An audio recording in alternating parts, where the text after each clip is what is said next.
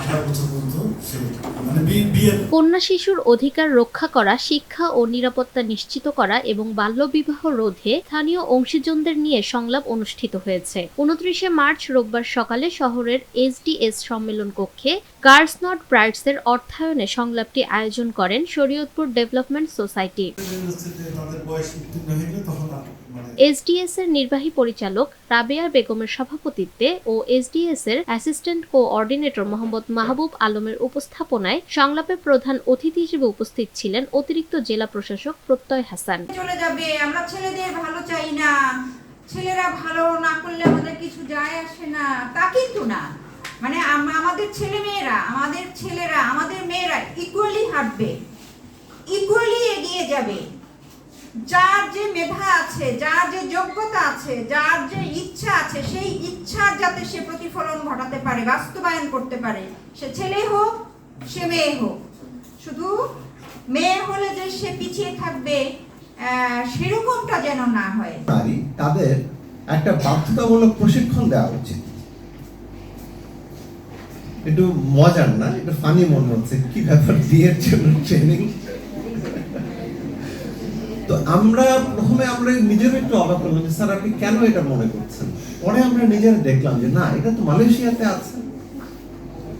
কারণ কি জানো? কারণ এই যে আমি ওসি সাহেবকে পেয়েছি আজকে, ওসি সাহেবের কাছে আমি তদবির করবো একটা। কি জানো সেটা কি? আমার বাসায় একটা মেয়ে আছে, ওই মেয়েটার বয়স খুব বেশি না, মেয়েটার বয়স 23 বছর বয়স।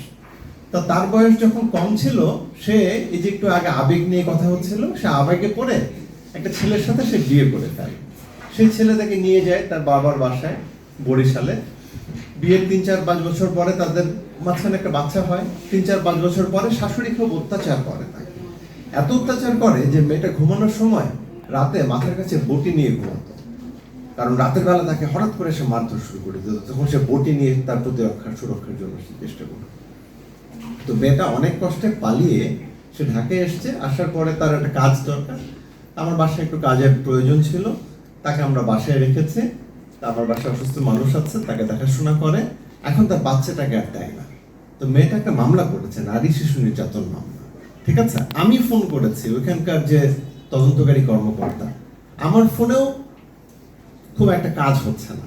তাহলে বোঝো অবস্থা বাংলাদেশের। আমরা অনেক কথা। বিশেষ অতিথি হিসেবে উপস্থিত ছিলেন এসডিএস এর উপদেষ্টা মুজিবুর রহমান, মহিলা বিষয়ক অধিদপ্তরের উপপরিচালক রাফিয়া ইকবাল, পালং মডেল থানার ভারপ্রাপ্ত কর্মকর্তা মোহাম্মদ শাহ আলম সহ আরো অনেকে। সংলাপে বিভিন্ন শিক্ষা প্রতিষ্ঠানের শিক্ষার্থী এবং গণমাধ্যম কর্মী এবং স্থানীয় অংশীজনরা অংশগ্রহণ করেন। নিরপেক্ষ, সত্য প্রকাশে আপোষহীন।